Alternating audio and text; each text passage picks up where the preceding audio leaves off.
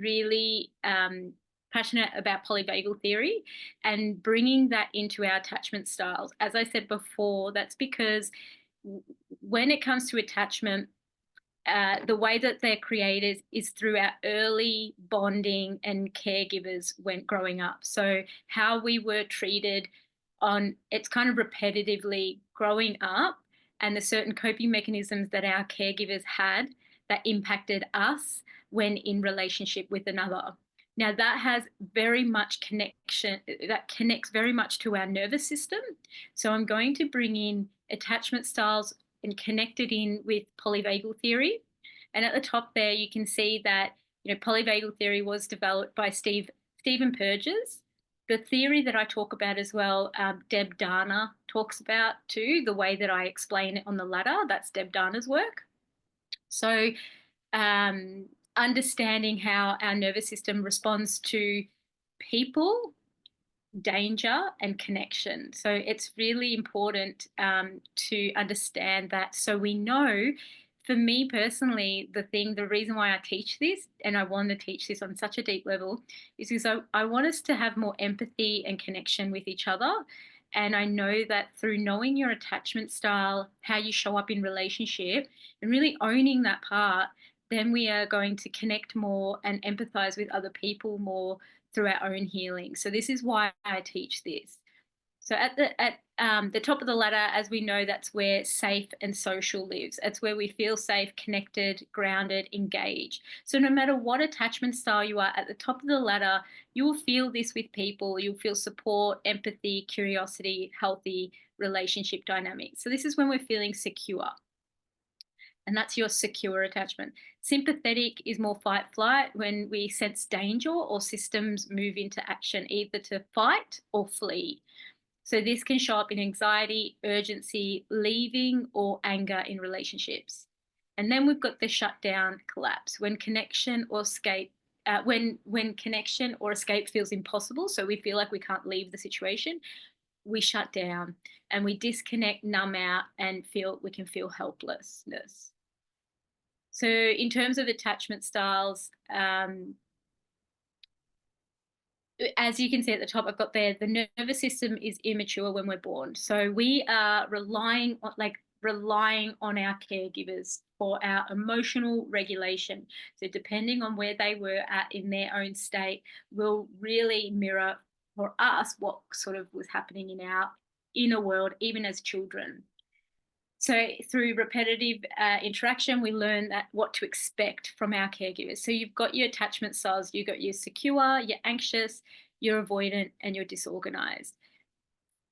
We can move throughout these attachment styles, but we will have one that we resonate with the most. So in different situations, we can feel these different insecure attachment styles too.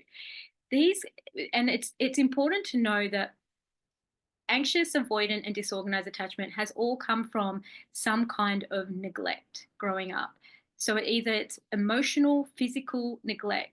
Now, the disorganized attachment at the bottom there, not only did you get neglect, but there also is added layers of abuse, physical abuse, sexual abuse. So it's generally more abuse in that sort of category. With anxious attachment, it's more around inconsistent presence, love, so also neglect in terms of like play and presence and groundedness. So that's what creates an anxious attachment. We learn that love is unpredictable and we have to cling to it and to protest to stay connected. So this generally comes in as if someone disconnects from an anxious person, then they feel like they have to fight for that connection again. And what I've got there is for an anxious person who leans towards anxious attachment, there can be this deep sense of wanting to be rescued because it's difficult to see their own power. This deep sense of wanting to be rescued, what it does, it's on a subconscious level, is it creates dynamics where people who lean quite heavily anxiously attached rely upon other people for regulation, but also for survival in this world. So and I'll go into what needs to be done after that to heal that space. And then avoidant attachment, it's more arises from emotional distance or your caregiver's feeling really uncomfortable about your feelings. So generally, there's a lot of emotional neglect and sort of like not even reacting to you, this real disconnect from you as a parent. Um, the belief system is needing others is dangerous. I have to be self-sufficient to survive. Now, I've got here a deep sense of wanting connection without conflict or being judged because it's difficult for you to express your inner world. So, generally, of people with avoidant attachment, now all of us with all insecure attachment want love, including the person who's got avoidant attachment. We all want to be loved and connected with. But because in the avoidant attachment, because you never learn how to express your needs, your boundaries, your wants, it can feel like a real pressure to be in a relationship. And so you yearn for this relationship where there's no conflict, there's no judgment on you, there's no, no one's sort of putting pressure on you. And as we know, that's generally not the way relationships work. So there's also, I'll go into what can be done to heal into that space too. Then we've got the disorganized attachment where it emerges when caregivers are a source of both comfort and fear. Now, this is that real hot cold and it creates chaos in the nervous system. Generally, people within a disorganized attachment are quite dysregulated with people and without people. So find it really difficult to regulate at all. So whereas an anxious attachment person would feel regulated with people and they don't seem to have like these intense trust issues with people. It's generally they feel safer at just being with people. Whereas someone who's got more disorganized feels unsafe being with people and unsafe being on their own as well. Someone with more avoidant attachment feels safer being on their own and less safe being with other people. Okay, so I've got some examples, but as I go through this, I was going to check in and see who's related to what attachment style. So I'll just stop it for a moment because I don't want to bombard you, and I would love to hear. Does anyone want to share which attachment style resonates with you the most? Okay, Sophia, yes, I'd love it too. And Kate, I'll come to you after Sophia. Yes, Sophia. Okay. Boom, boom, boom. Disorganized. Disorganized. Okay. Yep. Yep. Okay. What made you go, oh, that feels like me? Um, Trusting other people Yes. Yeah. Yep. and like making stories up without it even being accurate. Yeah. Yep. Okay. Thanks for Oh, sharing that. That's a very common thing with disorganized is the stories can be so loud and believable. yes. Mm. And trying to like get a grasp of that and quieten that is challenging at times. Yes. Mm. Yes. But then I feel like I bounce between sometimes I can be secure Yep. on like what is going on in my life and how I'm feeling and like lots of different factors, right? And then I can be anxious and it depends on maybe the other person has a effect as well. Yes, it's a co-creation definitely with the other person. And tracking when though that is happening can be really useful. When I feel secure, what's happening around me, who's around me. When I feel like I want to push away, what's actually happening here?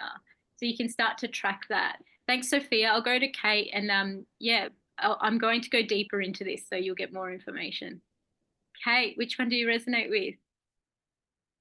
Let me unmute, ask to unmute. Okay. So I always thought I was anxious attached, but and like I followed now I'm having a mind blank. Um oh, anyway, I haven't heard of disorganized attachment, I guess. So I didn't know that was an option. Have you heard of It's also known as fearful avoidant. okay. Well, Yeah. I thought I was anxious attached, but when you explained it, I'm kind of like I think I am more disorganized attached, other than when as you say, when you're with the right people, you can feel very secure And it's really interesting to feel there's times where someone's really too much and you actually just avoid, like the avoidant one. But Yes. yeah, it was very interesting to feelings. I guess it was like feeling unsafe being with people, but then also feeling unsafe being alone. So it's fascinating. So yes, and this I relate to the stories. Even trying to trying to buy some goats, but I kept going back and forth, going, I think this lady's really trustworthy. And then I was like, but she didn't call me back today. So then what's happening there? Like, is this really strange? And then you just, yeah, it's just this like, it's an interesting world to be in. Yes, Yeah. absolutely. Um, It's common for someone to feel like they're anxiously attached who are actually fearful avoidant because of the constant anxiety. yes. And if you lean towards, so you can be fearful avoidant or disorganized, whichever one you want to call it, Yep. but you can lean towards anxious, which Yep. is why you're probably more curious. So generally, people who lean towards more anxious will go to therapy, will be really curious, and will do the work. Yep. If you lean more towards avoidant as a organized, that's when you kind of don't really want to know. Like you're like, nah, Yep. I'm kind of out of society in that at that point. I'm like, Mm, I will not be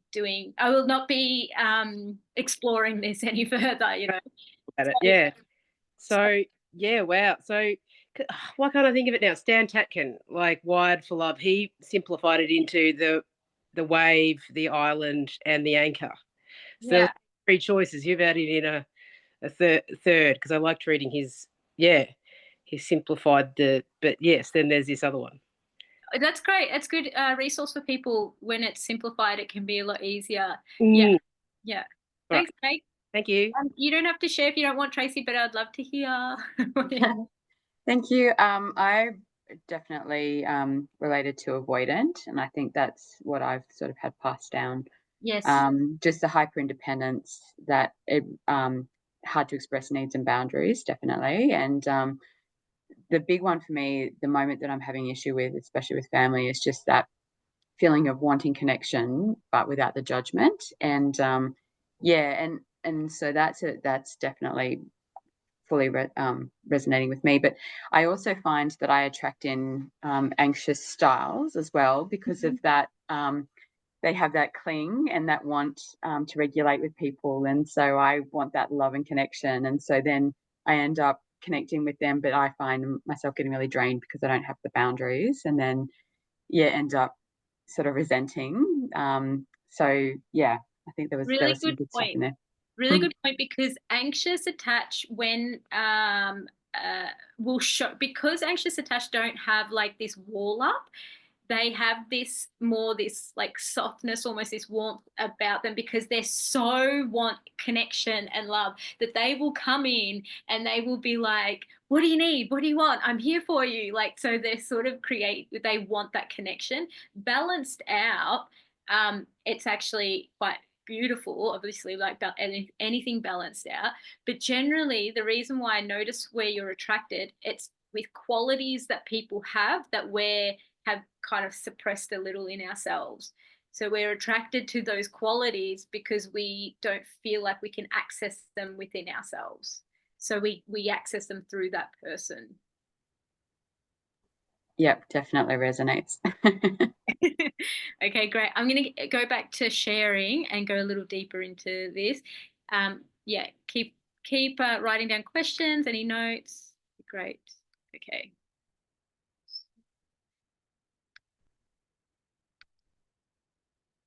So I'm going to go into examples of each one of these.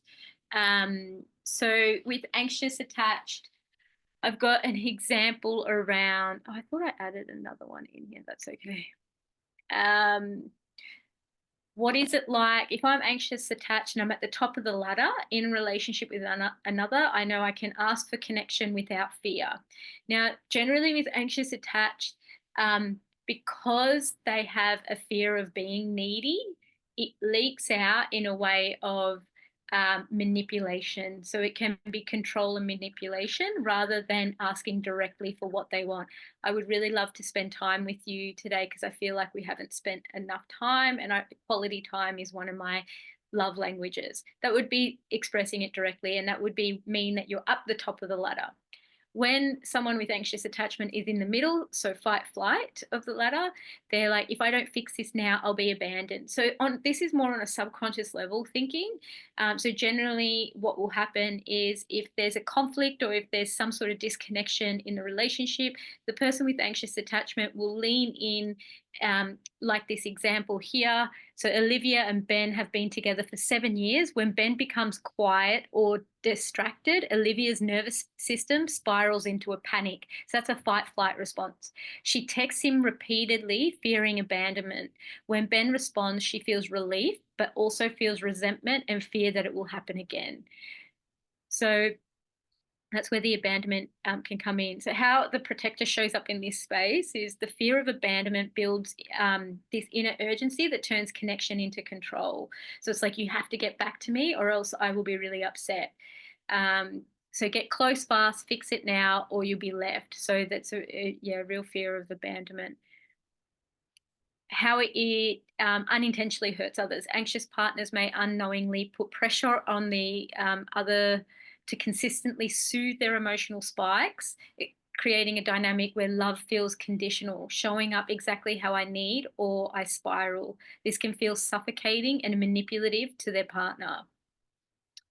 How it unintentionally hurts themselves. A constant external seeking prevents the anxious person from building inner safety. It keeps them locked in a cycle of panic and protest, reinforcing the belief that they are too much or unlovable unless constantly reassured. Healthy pathway, so is to learn how to self-soothe, communicate needs and desires in a grounded way, and let others show up as they are, to not have this expectation on others having to be healed or need to show up in some sort of way, letting them and accepting them as they are. And whether that means you stay with that person or with that friend, accepting them for who they are and meeting your needs elsewhere, or you move on from that friendship or relationship knowing that they're not giving you what you need. So healthy ways of thinking of this is, I notice I feel anxious when I don't hear from you. I'm working on staying grounded, and it helps when you check in. So this is one way that you can ask for what you want in a healthy way. And now, how does therapy help? Like, I know a few of you, well, all of you here have had therapy with me and do therapy with me. So I thought I'd include this little bit here. So a therapist would support you to learn how to self-soothe, build inner safety, and explore how to shift from protest behavior. And what that actually means is help you communicate your needs and boundaries in a grounded way, so you're no longer fighting for it, and you don't feel like you're losing your power. Okay, avoidant attachment. So this style here, up at the top of the ladder, you will feel like I can stay close without losing myself. So you might start a relationship with this belief system. I'm going to be able to do this. I know I can stay close with this person and I won't lose myself. So an example here is Maya and Tom have been together for 12 years. Maya wants deeper intimacy, but Tom often shuts down or detaches from emotions when emotions arise. He avoids hard conversations, dismissing Maya's feelings, and disappears into work. That's a little mistake there for avoidant attachment. I've got another example here for dating and at the start of your dating. So Ali met Sam through friends. They've gone for coffee twice, and Sam is easy to talk to, maybe too easy. After Sam opens up about a tough week, Ali feels a wave of tension. Why are they getting so deep already? That night, Ali deletes Sam's number. The next day, they feel a twinge of guilt. So Ali feels a twinge of guilt, but tells herself, I'm not ready to get entangled with someone's emotions. So that's a really good example of the flight response coming in when things got deep, because it felt a little uncomfortable, too close. So I need space or I'll shut down. That's the flight response. And then the shutdown response for someone who's got avoidant attachment style, it's easy not to feel anything at all. So that's more of a subconscious level, is to sort of numb out. That's the coping mechanism that's been created since you were young. So how it unintentionally hurts others. Avoidantly attached individuals may ghost, emotionally withhold, or speak in contradictions. This leaves partners confused and doubting themselves. Their withdrawal can feel cold, rejecting, or punishing, even when that's not the intent. How it unintentionally hurts themselves is by avoiding emotional vulnerability. The avoidant partner misses out on the deep depth and true intimacy. Their belief that needing others is weak keeps them disconnected from the very thing they crave, belonging. So healthy pathways is learning how your fear response feels in your body, and the behaviors that elicit this reactive response as well. Take responsibility for your part in the relationship where you unintentionally hurt people by withdrawing. Identifying your needs, even if it feels uncomfortable, and recognizing that independence and connection can coexist. Vulnerability is not weakness, it's a bridge. So sometimes I shut down when I'm overwhelmed. I want to work on staying present and talking through it with you. Therapy can help you challenge the beliefs around intimacy. It can, on a somatic level, therapy is really beneficial in this, because if you think about avoidant attachment, I will deal with it myself. So even just showing up to therapy alone in itself is healing, because you're in relationship with another, you're being vulnerable, something that's been really difficult to do. So you find a good therapist that you feel safe to do that with, and you start there, because that relationship you have with your therapist can then translate to the relationships you have in the outside world, where you can lean in, you can tune into your body when it's safe, or when you feel you can sort of lean into these conversations rather than disconnect and go into the flight response. Now, disorganized. So at the top of the ladder, I can feel afraid and still choose connection. So generally with disorganized attached, because you'll feel afraid on your own and you feel afraid with other people, it's learning how to navigate that. So it's a practice as well in itself. I have an example here and I cannot see it because it's buttons in the way. So Sarah desires connection but gets overwhelmed when she receives it. After intimate moments, she may pick fights or emotionally withdraw, leaving Jack confused and hurt. So another example of this is if I'm not in control, I'll be hurt. So what happens when the sympathetic fight flight comes in? If I'm not in control, I'll be hurt. That means that I will show up and I'll be present with you. But if I feel out of control when I leave that engagement, that connection, or when I'm in that connection with you, I will actually flee. I will get into the flight response. And that will mean I may withdraw.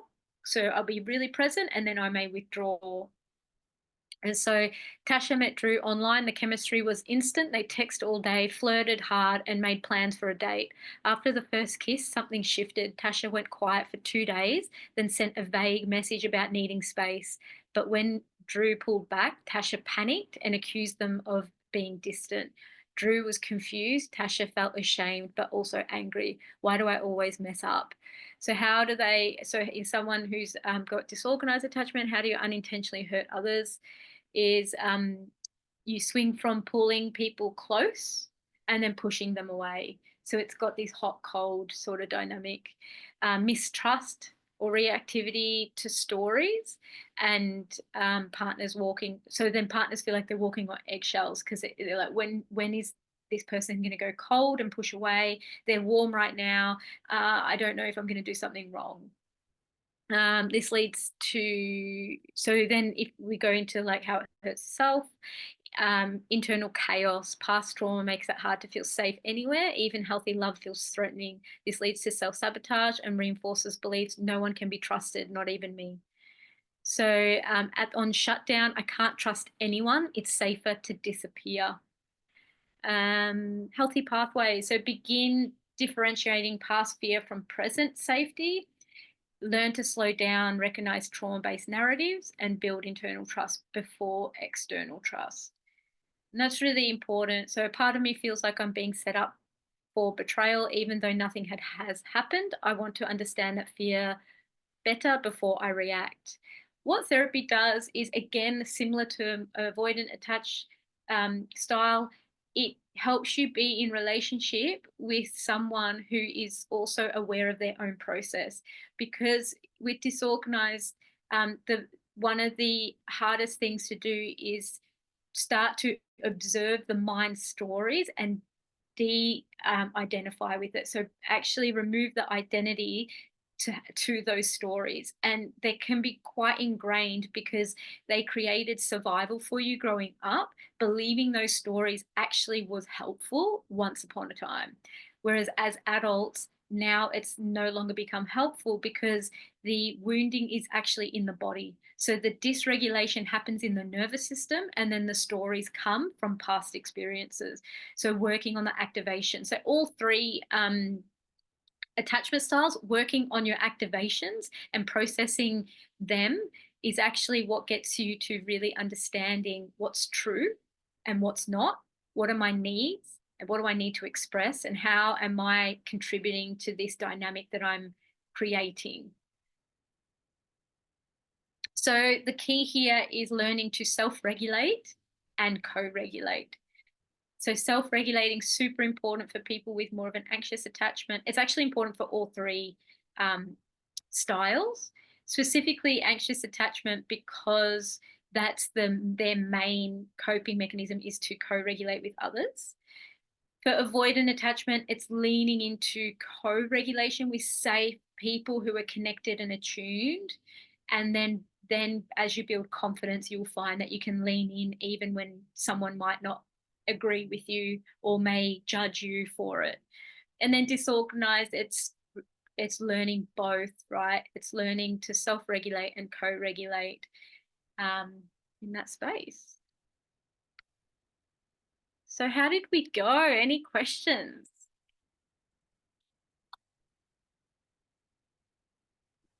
I'll just talk because I need to go soon. But that was Okay. so good. Thank you, Thelma. Okay, you're welcome. Wow. Yeah, so much. A lot of Yeah. information. And like, what do you notice as I go through that? Like, what comes up for you specifically around that?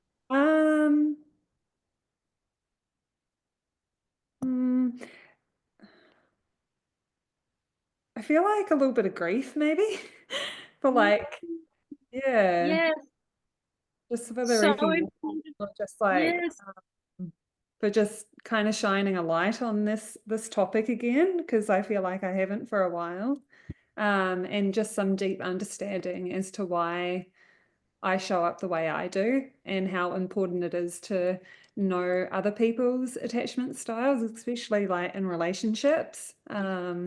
Yeah, to kind of better show up. Yeah, it's the best thank version. you for bringing that in, because when I bring light to this stuff, it can be confronting and it can bring up emotions around, you said grief. What do you think the grief is connected to? Yeah, just like a bit of sadness, like when I guess when my awareness was not brought to this, and I just kind of acted in autopilot, like unknowingly playing things out when, yeah, there's all of this stuff that's kind of under the rug, as to why you're showing up a certain way. Absolutely. Yeah. But then Yeah. not beating myself up over it because we had to learn. Yeah. Absolutely. And that's why I started with, we all have some form of neglect, some form of, to get these attachments, like to be resonating with these attachment styles. We didn't grow up with secure attachment. So, yeah. Yeah. Everything comes back to our childhood. It does. It does, doesn't it? Let me know if you've got any question, if you want me to answer anything before you head off. No, that's okay. Yeah, that's all. Thank you, Thelma, and everyone. Good. You're so welcome. Thanks for coming. And that was great what you brought in, because I think people watching this will actually feel that as well, probably feel that sadness too. Thanks for bringing that in. Kate, go for it. Hello. Hello. How'd So you go? I thought thought I was anxious attached, but am I the disorganized attached? What do you feel you resonated with the most? Well, I thought it was the anxious attached, but then I can see that there is another sort of side to it. Well, probably the disorganized, I guess, where it like I think the bit that got me was they're not feeling safe, being like the trust. I think feeling obviously there's times of other ones, but the self not being able to self regulate, but then the like that stuff. Like both of them, I find challenging, So, and I like even I notice I just think I'm an introvert or something. Like I'll have even with friends and stuff. I'm realizing I've got about 2 hours in me and it's completely really fun and overwhelming, and then I like need to have a nap. mhm, It's kind of like, yeah. but it depends on the person. But yeah, I guess. So what I know about you, because I do see you and stuff, is that you Mm, have really done so well to create distance between the story and the reality, okay. because you've done a lot of the work already. Mm, So you can identify, and when we work together, it comes into, you can identify when there's another part of you coming in and saying like whatever stories it's saying. So I would say, yeah, you'll probably resonate with the disorganized and lean more anxious in that space, which is why you yeah. felt like you were anxiously attached. See, Um, so but the only disorganized. reason I Yeah. was that sorry. I see what you mean. Like it's leaning more. So it's the disorganized one's anxious. What was it? Anxious and what? It's avoidant and anxious, but it's slightly different to just the two Yeah, combined as well. yes. But yeah, you can resonate with anxious if you lean more anxious. But the thing that differentiates them is the trust. So Yeah. the dysregulation, even in relationship, and it will come in the form of like betrayal. I knew they weren't someone I could trust. That's how it sort of. Yeah. I've definitely got that. Yeah. And I've about some things that have like happened, and I'm like, I don't even know. Like, I think I do. Like, you think you do sort of know, but yeah, it's sort of easy to be very sus of everybody, and you need, and yeah, Yeah, and that was because growing up you couldn't trust people. no, That's actually yeah, like that's the reality of it. So they were not safe, they were not trustworthy people, and they did betray you. So mm, even like what we know from the signals of this is the attachment style that we resonate with the most is what we didn't is probably how we were treated growing up, like what we didn't get, and it's just followed us to yeah. adulthood, and That's how you that's can. because yeah. Oh, sorry. You kind of Okay. recreate these things, and then, as you said, you're saying like kind of self-fulfilling prophecies. You kind of choose people that are not quite like in the past. I think I'm doing better now. But Yes.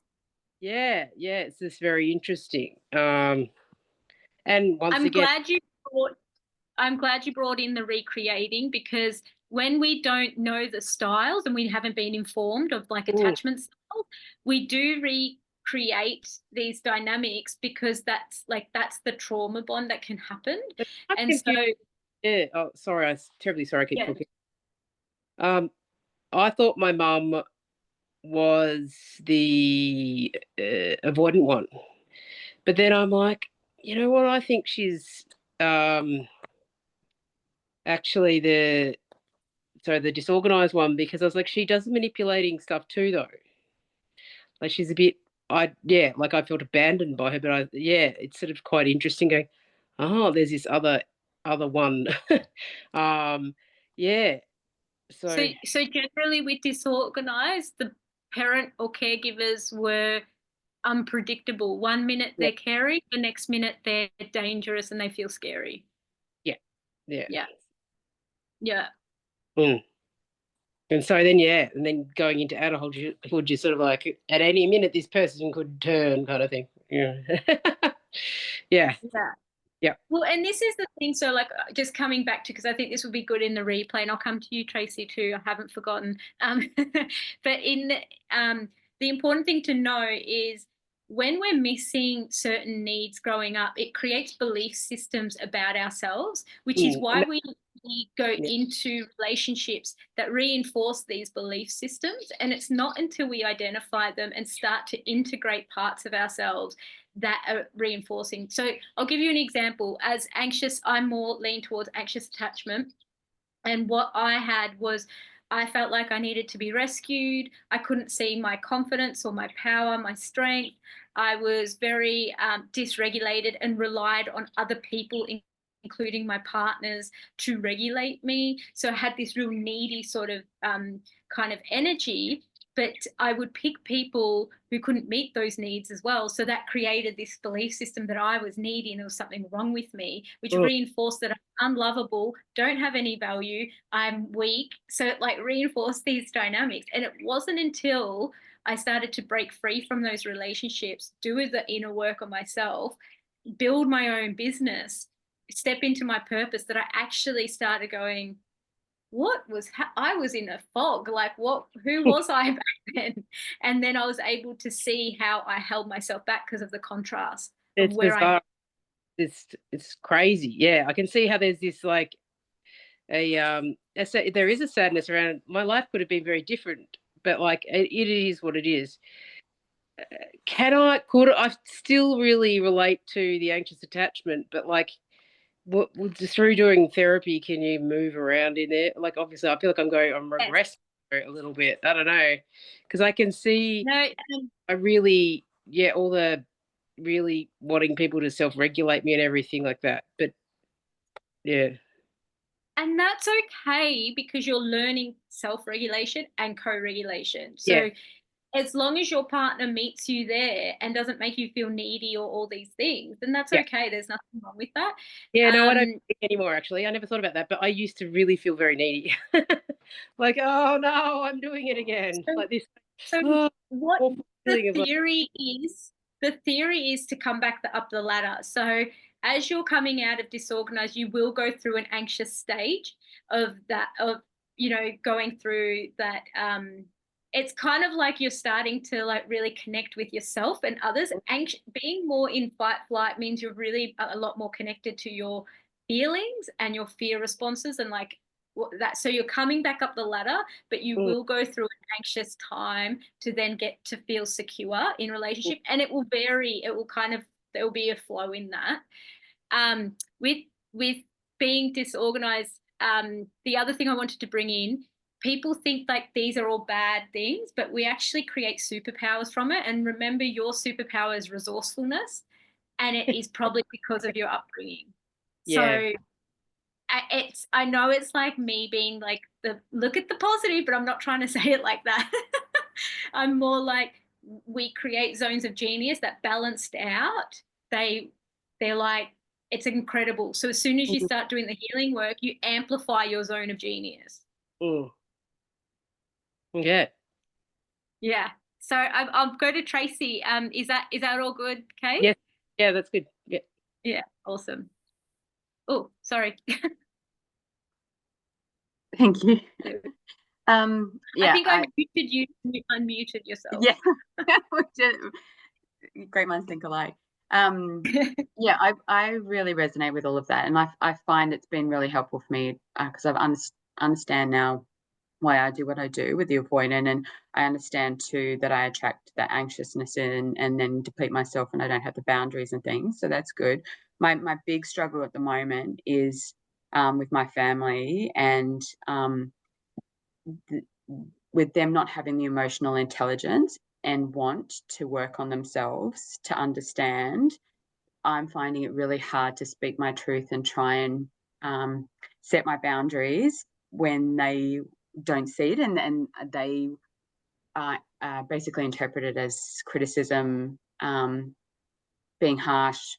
And then the judgment comes in again. It's all about me being selfish, me being self-centered, about putting myself first. And that's definitely happened in the last 2 weeks. It's all gone pretty pear-shaped. And so I'm in that really tricky spot of trying to figure out how much do I speak my truth to people that aren't able to receive it. Yes. And how do I get them to see there's, you know, attachment styles when they're not open to that. You know, is my energy best placed there? Which at the moment I feel like it's probably not. That maybe it has to be that there's just a separation for a while until there's a curiosity from both sides to get back and have conversations. But yeah, so that's the thing I'm finding is you get, you know, with therapy you get all this great knowledge, but it's also hard when people can't meet you at where you need to be to help sort of uncover that a bit. 100%. And I've said this, I don't know if you were in the session when I said it, but it's like doing therapy, it's not it's not for like the lighthearted. Like as soon as you start to become aware of your process and feel your emotions more, you can sense things more deeply out in the world. So it means, oh, I've got to make changes. And You can't oh, unsee stuff. if I don't make changes, I won't be able to like survive in this, you know, I want to thrive kind of thing. So yes. What came up as you were speaking is the very place that the trauma was created will be the hardest place to sort of create the opposite of what we've had in the past. So for you, giving boundaries and wanting to be understood and heard and seen, and not being treated as like unkindly is going to be really difficult, because the reason why, you know, the attachment style is there in the first place was because of growing up in that environment. So that's the one thing, is like that's the hardest place to create your boundaries and express your needs. And the other thing is, often when we are changing and we're expressing things, we are learning how to do it, like relearning this stuff. And so part of it is also holding the tension of expressing something and someone not meeting us in the way that we truly want. And Yeah. holding that tension would mean the anxiety that will come up, or the dysregulation that comes up in the nervous system. It can be from anxiety, like fight, flight, down into shutdown. You can ruminate over it. You will find that it will really dysregulate your nervous system yourself. Like, so it will create a little bit of chaos in the nervous system. And holding the tension means, how do I meet my needs during that time where the other people can't meet them? What can I do for myself, knowing that they might not be able to soothe that part of me? So that's kind of holding that, and that can be the difficult. So it doesn't mean you have to do it alone. You like go reaching out for support from people that are meeting your needs in those ways. So the kindness, the being heard, being seen, reaching out in that space, rather than trying to get it from people who cannot meet you there. But also you need to take care of yourself, because the people who can't meet you there, that's like painful, right? Like there's that tension there. Does that make sense? Oh, 100%. Yeah, that was really helpful, actually, just that whole idea, because it is, I'm in that whole total space the past 2 weeks of just being in complete dysregulation from trying to process, how do I attach, you know, what is my next message to them? Like, what is, how this could blow up? Like, how do I do this while I still hold my, you know, my truth? But, you know, and then the worst thing that you think can happen is that they don't see you and they don't value you, and that happens, and then you just sort of like, okay, I don't know where to go from now. And then Yes, and because they were the very source of regulation at some point too. So like when you were being like, I'll use the word obedient, right? Like when you weren't sticking up for yourself and when you were doing what they wanted you to do, there would have been a source of soothing in that relationship. And even though it would have lasted probably a short period of time because your needs weren't getting met in that, there's still connection and soothing in that. So what we treat it as, and what I treat it as, is a breakup, even if it's with your family or with a personal friend or a romantic partner.